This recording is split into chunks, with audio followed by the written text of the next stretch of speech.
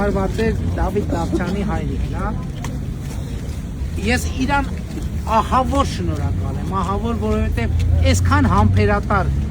5 տարի, չէ, 5 տարուց այսքան համբերատար, այսքան ըմբռնող, այսքան բանանով